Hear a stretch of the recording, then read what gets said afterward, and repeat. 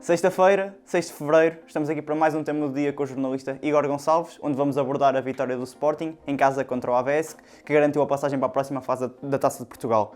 O Sporting que vai medir forças contra o Porto, na Taça, e agora mais cedo para o campeonato. Igor, numa primeira instância queria te perguntar, o Sporting precisou de um prolongamento para vencer o AVS, como é que isto se explica? Antes de mais, bom dia.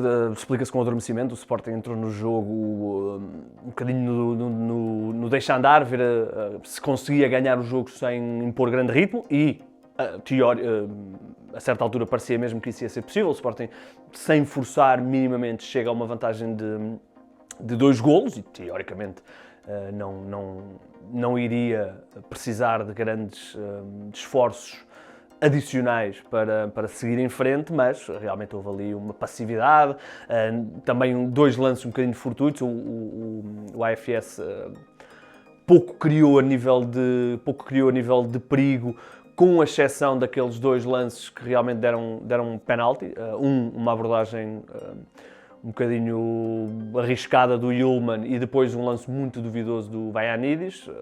Podemos aqui discutir se ele é empurrado antes, se é um lance passível de reversão, mas pronto, foi marcado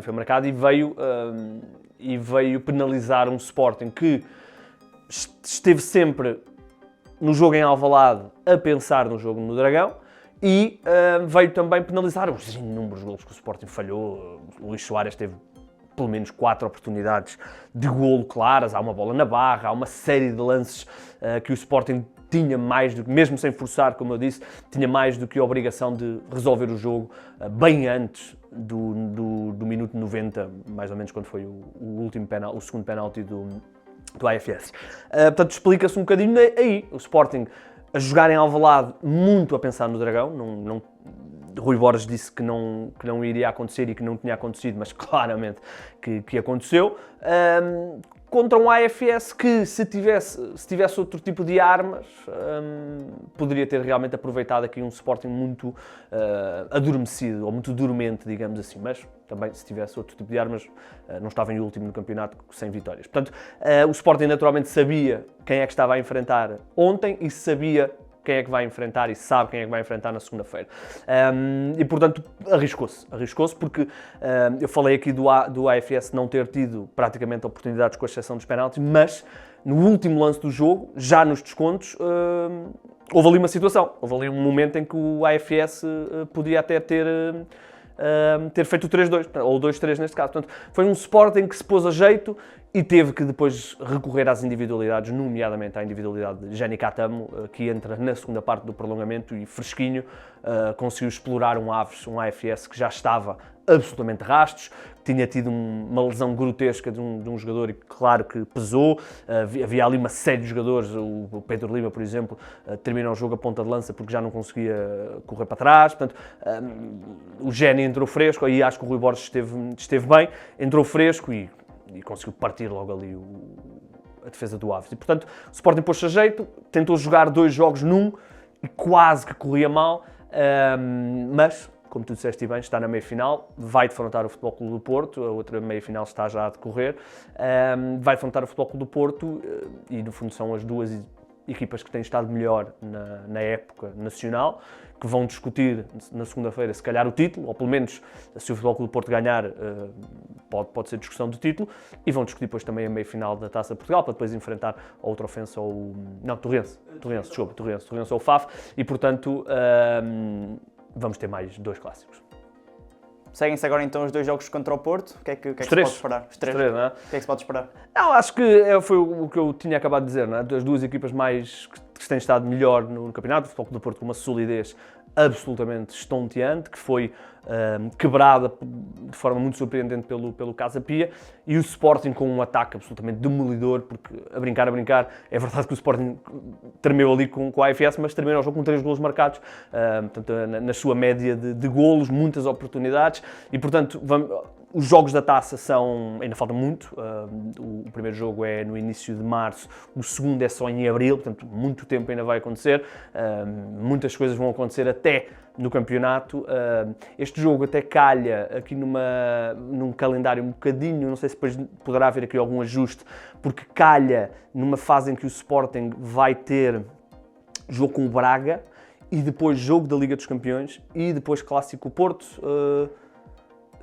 Exatamente, Clássico Porto. Portanto, poderá haver aqui, até porque o Porto também terá jogo de Liga Europa. Portanto, a primeira mão da meia-final vai calhar ali na semana antes ou semana depois dos jogos da Liga dos Campeões e da Liga Europa. Portanto, e o Sporting tem o jogo com o Braga também nessa altura, portanto é uma sequência também complicada, mas é como eu disse, falta um mês, portanto ainda muita coisa vai acontecer nestes jogos da Taça de Portugal. Agora vem aí o jogo do campeonato e esse sim poderá ser decisivo, porque se o Sporting ganha, como sabemos, reduz para um ponto e, portanto, está o campeonato absolutamente louco e o Benfica vai receber Futebol do Porto, o Porto também tem que ir a Braga, o Sporting também tem que ir a Braga, o Sporting recebe o Benfica, portanto, poderá relançar o campeonato. Se o Futebol do Porto ganha, faz 7 pontos, que na realidade até são 8, porque no confronto direto ficam com vantagem. E, portanto, já é aqui uma almofada para o Porto, pode ir a Braga e pode ir à Luz e perder, e mesmo assim ainda tem uma vantagem para o Sporting. Portanto, este jogo, naturalmente, é o mais premente, mas acho que vamos ter uma meia-final da Taça de Portugal. Esta é a última meia-final da Taça de Portugal a 2 mãos e calha bem ser um clássico, porque assim temos mais um clássico. Mas ainda falta muito. Falta um mês para a primeira mão e mais de 2 meses para a segunda. Soares, Yulman e Inácio fizeram 120 minutos, mais 120 minutos nas pernas. Não seria o plano, certo?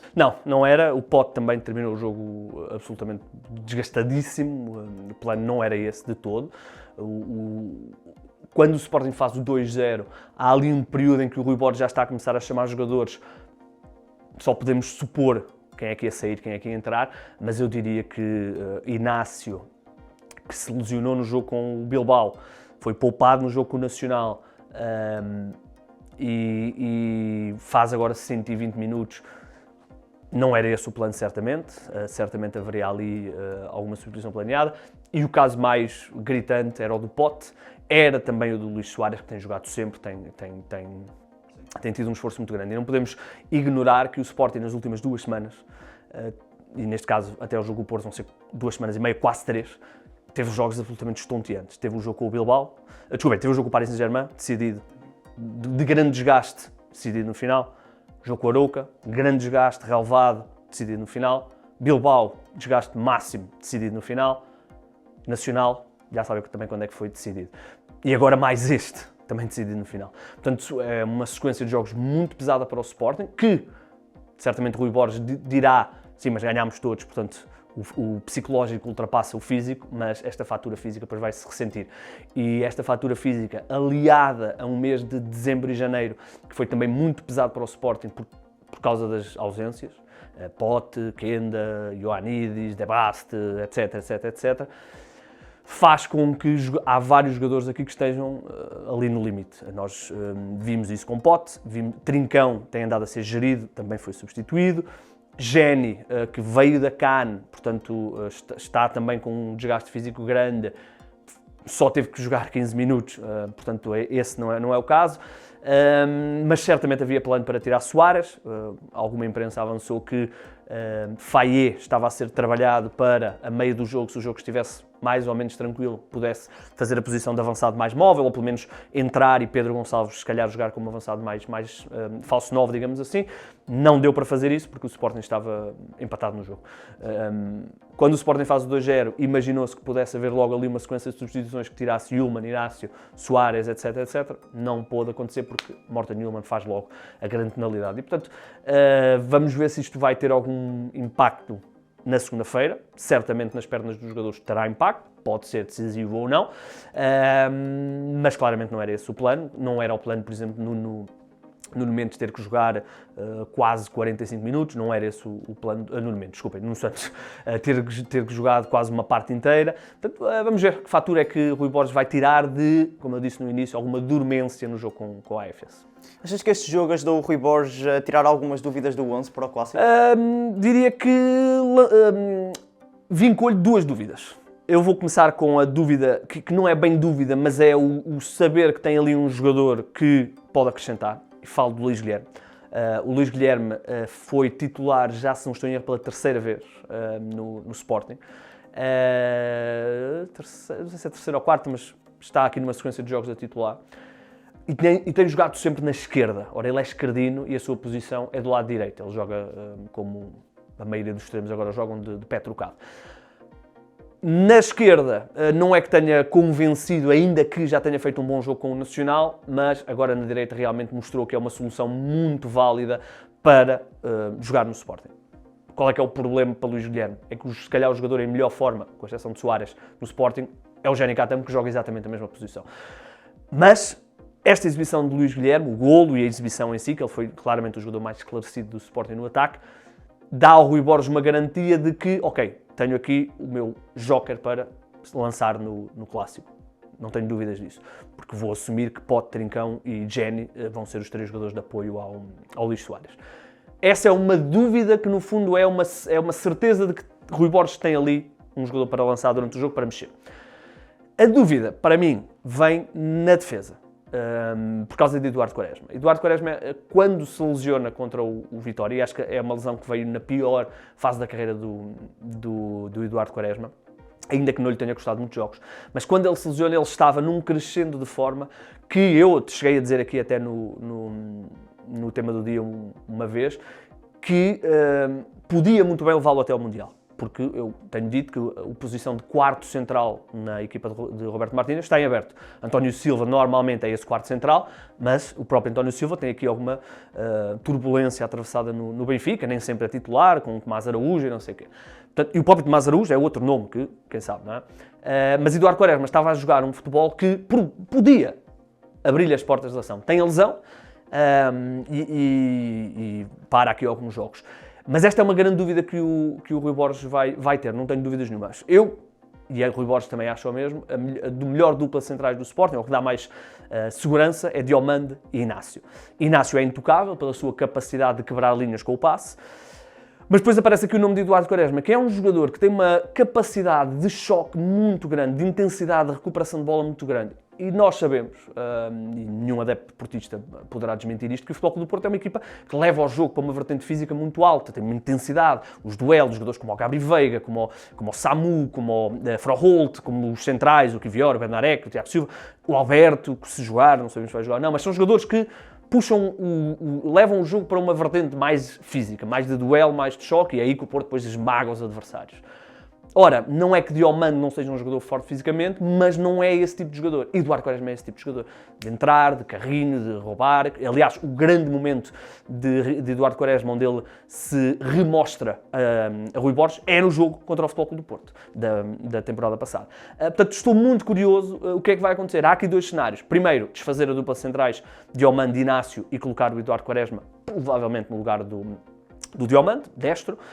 Ou um outro cenário que eu até considero mais possível é o Eduardo Quaresma jogar a lateral direito. Não é uma posição nova para ele já o fez. Por exemplo, quando o Sporting jogava a 3 centrais, era o Eduardo Quaresma que jogava no central da direita, portanto não é uma posição de todo nova. A mesma posição de lateral direito não é nova para o Eduardo Quaresma. E tendo em conta que o jogador que Rui Borges mais vezes aposta na lateral direita e que certamente está na frente, vai a Nidis para esse jogo, é o Fresneda, que no fundo acaba por ser um central a jogar à direita.